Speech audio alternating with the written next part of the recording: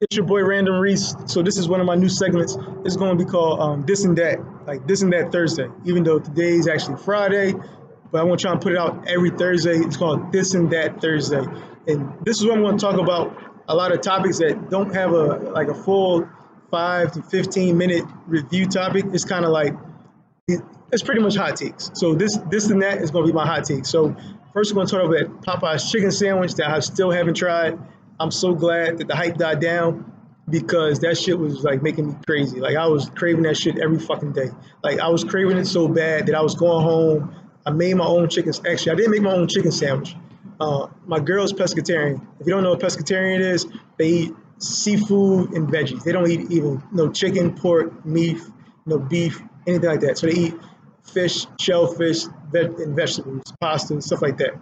So it's pretty much a vegetarian plus seafood. That's a pescatarian.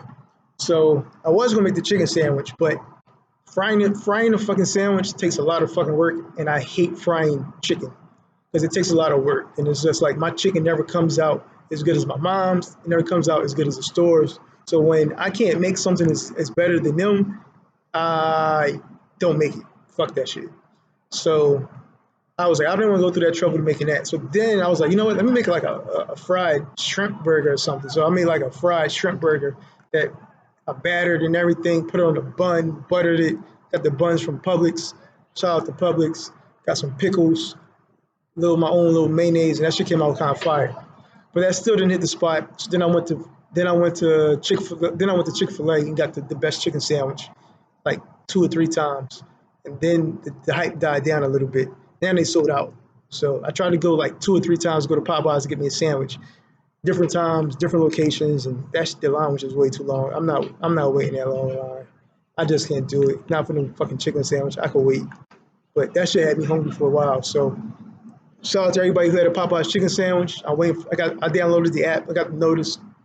So as soon as they come back in, I'm gonna try it, give y'all my review on the sandwich, and then let y'all know. What else? Last week, Jeezy album, 2 weeks ago. Jeezy dropped his latest album, possibly his last album. I doubt it. Rappers don't retire, kind of like boxers. They say they retire and they come back. Like these niggas never retire. Seriously, they retire eventually, but right now, like niggas don't really retire. They say they gonna retire, but they don't retire. They like boxers. You know what I mean?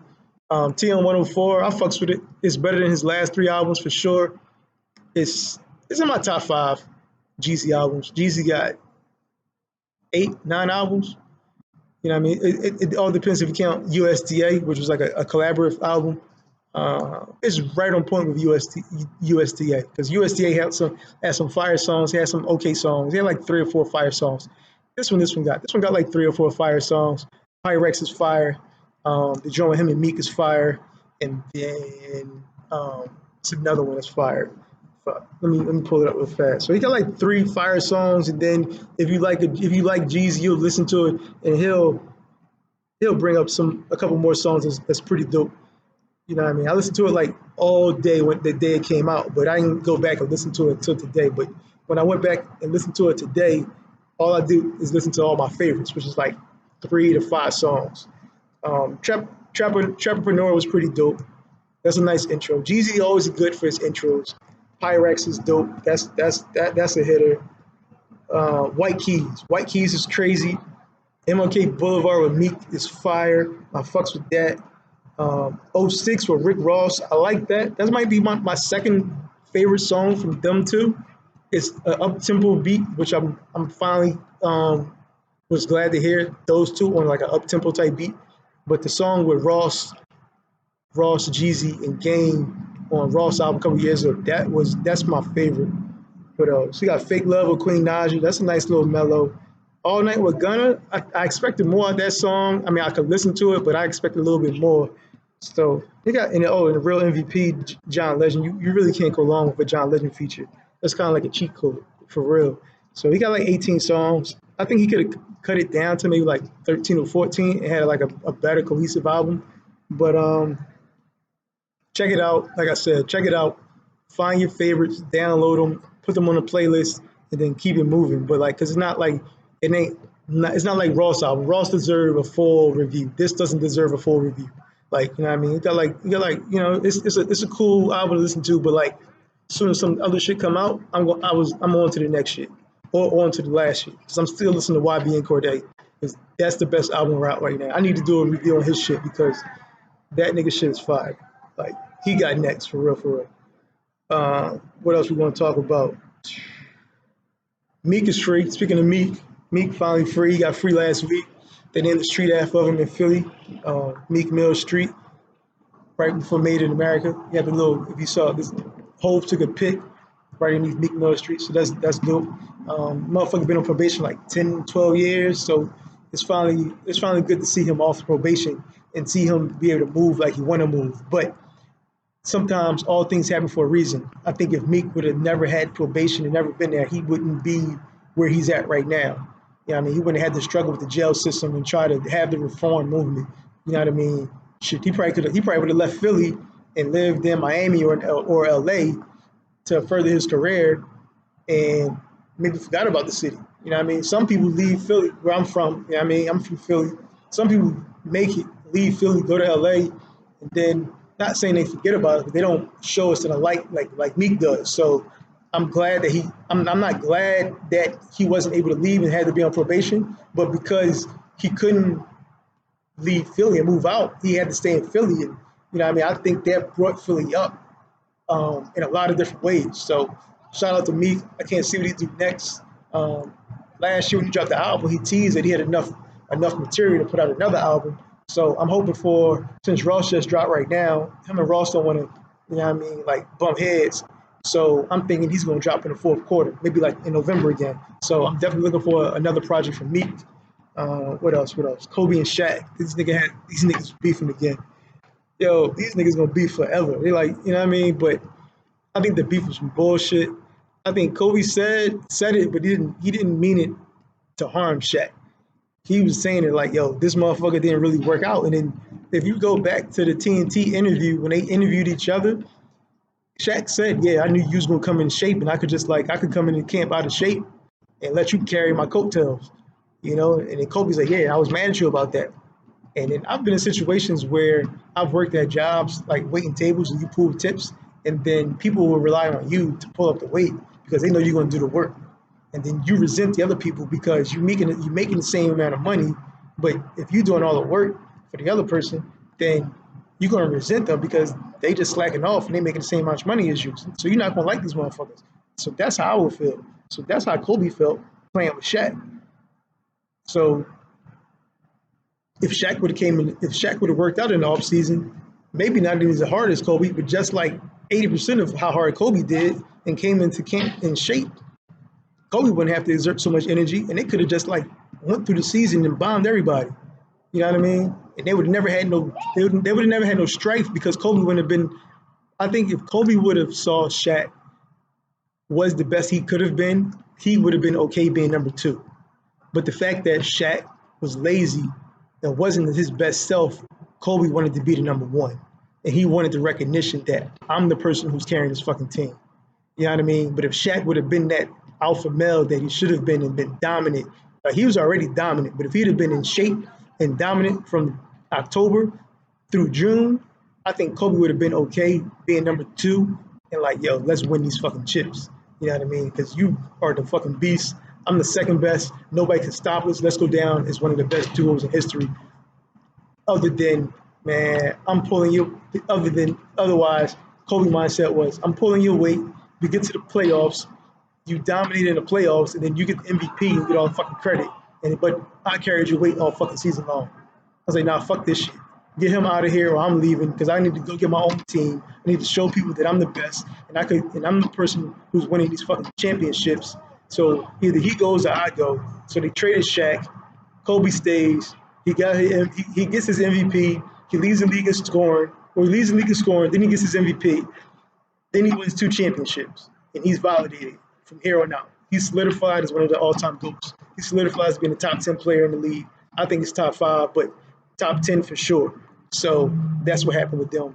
I mean, 12 rings. He's probably reaching with 12 rings, but 1, 2, 3, 4, 5, 6, 7.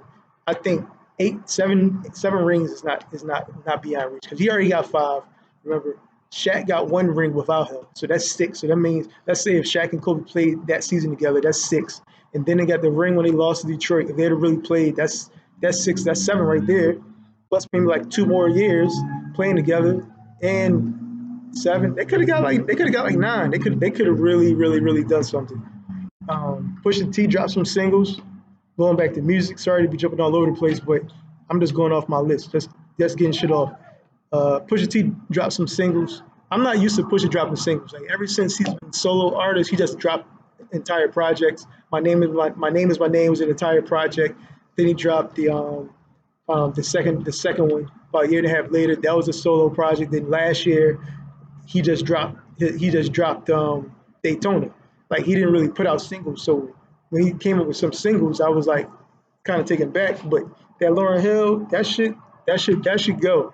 I fuck with that song. The other song is all right. Damn, I forgot the name of it. I gotta look this shit up. The other song is cool. I'm used to more shit from Pusha. I'm looking for better bars than Pusha. Like Pusha is up here right now. Like this motherfucker is that motherfucker just really pushed the level higher. So I'm really looking for some more shit from him. Yeah, Coming Home featuring Lauryn Hill. They got that If I Rule the World feel. Like Lauryn Hill doesn't do a lot of features. She barely drops music anymore. But when you get the Lauryn Hill feature, like you expect a lot. But she definitely delivered. Like I said, it got that 96 I Rule the World feel. You know what I mean? I listened to that shit I listened to that shit like 10 times in a row, no lie. That shit go. So shout out to Pusha for that. He's supposed to be dropping an album, so I'm going to be on the lookout for that. That Pusha just been killing it. All his features. He got a song with YB and Cordae, that's fire. He got a song with Benny the Butcher. Hop on that. That shit was fire. All his features since he dropped Daytona just been on point. Like Pusha really been killing the rap game right now. And speaking of killing the rap game, I heard this dude Marlon Craft on Sway in the Morning, white boy, doing the 5 beats of the 5 Daily Venoms. Like, yo, he was killing it. I listened to it once. I gotta go back and listen to that shit like at least like 5 or 6 more times, like, just to get it out there. I'm just saying his name. I'm gonna Marlon Craft. Shout out to Marlon Craft. That motherfucker's dope. My homie told me about him. If you never heard of him, Google him, check him out. Marlon Craft. He definitely putting out some shit. Some white boy who fucking killing it. Like he killing it. He got a nice flow. He talk about a lot of conscious shit. He talk about a lot of shit. This boy nice. And lastly, like I said, I live in Florida, and as you can see, it's sunny as shit. Sun right in my eyes. If you see me squinting, I apologize. But we supposed to have Hurricane Dorian. Shout out to the Bahamas. Everybody who's died down there. I pray for you. Definitely gonna send some donations down there. Probably send some water and everything like that. Shout out to like the Northeast. They just got hit like yesterday and today. But luckily, thankfully, it went past us. You know, it just like stopped in the Bahamas and we didn't get hit with it. But it's early in hurricane season. September 6th. September 6th today. September 5th. So no, September 6th. So we got like another month of hurricane season. Like I said, a lot of people in Florida don't really get scared. You know, we just like live with it. It's part of life. Like when Dorian started surfing, it was like last Monday or Tuesday, and then by the weekend it was like, oh, it's not gonna hit you. So it's just life. Like hurricanes always prevented me from moving to Miami. I thought about moving to Miami back in like '05, but then I changed my mind. I was like, nah, I'm too scared. You know, I'm going to Atlanta, and then I thought about moving down here before then, and I was like, nah, I'm not going. I was still too scared. But then I just was like, you know what? People live down here. It's like it can't be that bad, you know. So since I've been down here since '08, we had like 3 or 4 hurricane scares. Hurricane Irma was the biggest one, and then, you know, I survived that. You know, it didn't really affect me as much. But people outside always get worried. I'm just like, look, if I don't text you and tell you I'm scared, I'm good. You know, it's just like we down here, it's just like, all right, we're gonna buy some liquor, board everything up, and then just it comes, and that's it. You can't do anything about it. There's nothing you can do unless you want to leave. But sometimes you can't leave because your job don't give you permission time off, so you got to stay.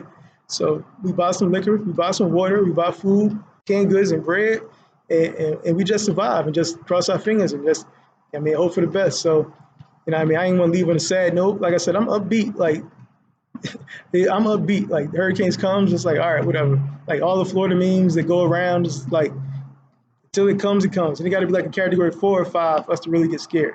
Twos and threes, like they gonna come, but what, you gonna lose power for a couple of days? Can't go to work. That's it.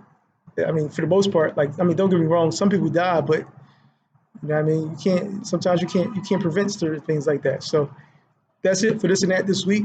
I'm your boy Randall Reese, and I'm out.